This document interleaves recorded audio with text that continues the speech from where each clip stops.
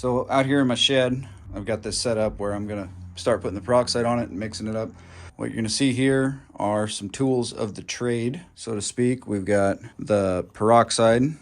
This is the cream stuff. Didn't mean to get that, but I did, so I'm using it. I just finished up my bear and it seemed to work all right. This stuff is a powder that kind of thickens it up so it's not so runny.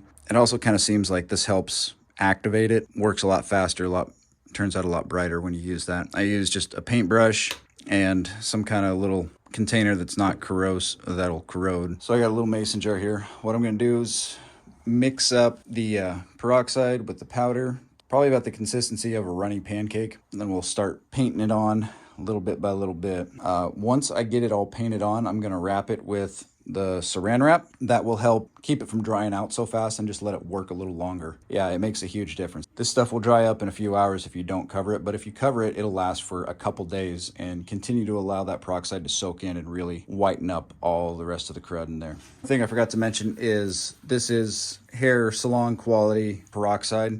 You're gonna want some kind of glove, rubber glove, to keep this stuff from getting on your skin. If you get it on your skin and let it sit for more than a minute or two, you'll start to raise up kind of callousy, blistery looking things on your hands. So it is serious stuff, so you need to be careful of it. Make sure you're not wearing your Sunday best clothes when you do this in case you splatter, because they're gonna be ruined.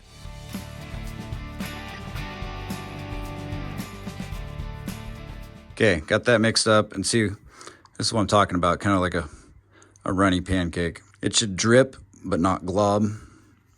And then you can start painting it on the skull.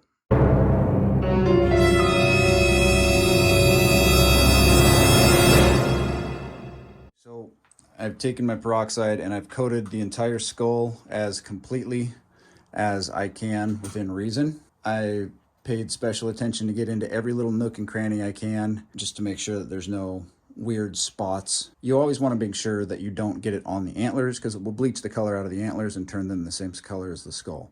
If that's your thing, more power to you, but I don't like my Euros to look like that. Same thing with the teeth. I like to leave the teeth as natural as I can, so it's got a little bit of contrast with it. What I'm going to do now is I'm going to wrap it with the cellophane to keep it nice and damp so it doesn't dry out. And I'll leave it for a couple days. Whenever I get time again, come back out and I'll spray it off in the hose, let it dry, check it, see if it needs another coat, which I almost guarantee you it will. It's pretty hard to get underside and on the back of the skull and such right now. I'm gonna have to repeat this process probably at least once more, but for now, that's where we're at, and we're gonna take another break.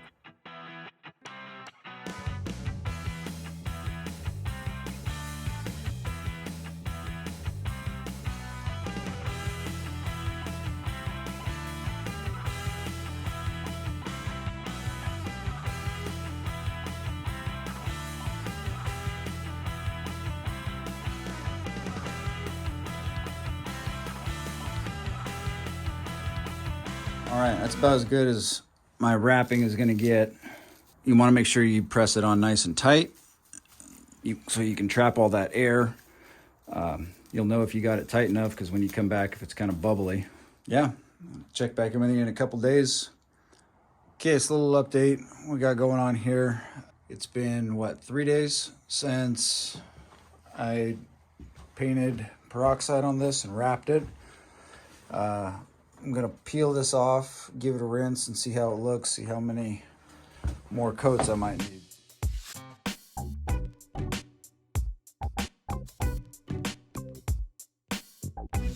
So as you can see, like I was saying, you'll notice some spots like right there where I didn't get a super great application, like inside that sinus cavity. It's kind of discolored there. So, I mean, that's kind of expected. That's why I plan on doing more than one coat. I think it's turning out pretty good so far. I'm gonna go hit it with the hose and see what the rest of it's looking like. Rinsed it off. I figured there was gonna be some spots that I'd have to go back over again. I mean, that's pretty expected. Looks pretty good so far. And I've always heard that boiling it will destroy a lot of these real tiny bones in the nasal and sinuses and stuff. And I've also heard that as long as you don't throw it in a rolling boil and forget about it, then it's not really an issue. Everything seems to be in good shape. I mean, it's got plenty of strength left in it. It's not brittle and chalky or anything. So I'll probably let it dry out overnight, and maybe tomorrow hit it again with the peroxide. I'm liking it. Been a couple days now letting the skull dry, and you can see I've still got some yellowing and discoloration around some of the connective points. So I'm going to give it another coat here and see if that does the trick. Do you know what the great thing about insomnia is? Absolutely nothing. Except it gives me more time to work on videos, play with animal skulls. So I'm going to cut the cellophane off of this, go give it a rinse. It should be done. It's had about a good solid day and a half since I put the second coat of peroxide on it. So we'll see if that's enough.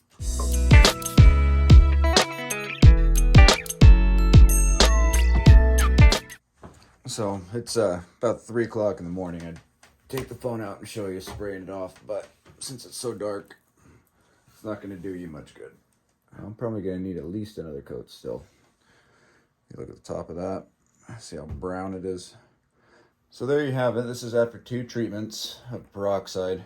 I guess we'll try her again. So, longer story short, I've shown you guys how to clean a skull, boil a skull, and then whiten it with peroxide. If this is your thing and you like your skulls to look like this, then we're done. Me, I want to take it a little bit farther, so I'm going to give it another round of treatment, but the process is the same. Just rinse, repeat till you get your desired level of whiteness. I hope you found some level of value in this, maybe a trick you hadn't thought of, or if you're on the verge of trying to decide to boil or make your own beetle colony, whatever. If you're going to try this at home, this is a pretty simple way. I would say that it's definitely a whole lot quicker than maceration. I think with maceration, it actually comes out a little bit cleaner because I'm still seeing a little bit of connective tissue here between the plates. And I'm wondering if that's not what's causing this, getting rid of this color up here. Beauty is in the eye of the beholder. If it's your bull, your animal, you can color it to any degree you want. I'm going to take this a little bit farther here. Okay, I went ahead and did another application of peroxide while the skull was a little damp. I don't know, maybe that'll help the peroxide soak in a little better. I'm not sure why. Like I said, I don't think I've ever had to do 3 treatments on any skull that I've done. I don't know. If you've got a suggestion, if you've got a better idea, if you see something I'm doing wrong, please drop a comment, let me know. I'm not a professional. I've just started doing this the last few years on my own. So it's kind of a learning process for me too. But I hope you found something of value, something interesting, something you can use or thinking about next time you do your own. Thanks for watching. I appreciate all the help, support you guys give. Once it gets to the desired color, then I'll drop a comment on this video and pin it to the top or something so everybody can find it and know exactly how many treatments it took. It's working, it's just taking a little more time than usual. So, okay, I've got my ivories that I've been tumbling in the dryer in a sock with dry coffee grounds. Gosh, it's been about a month now. Get a pair of scissors, one moment.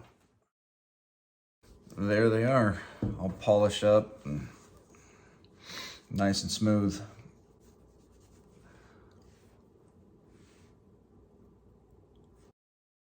Thanks for watching. Hope you enjoy, and make sure you're subscribed so you can catch some more useful information in the future.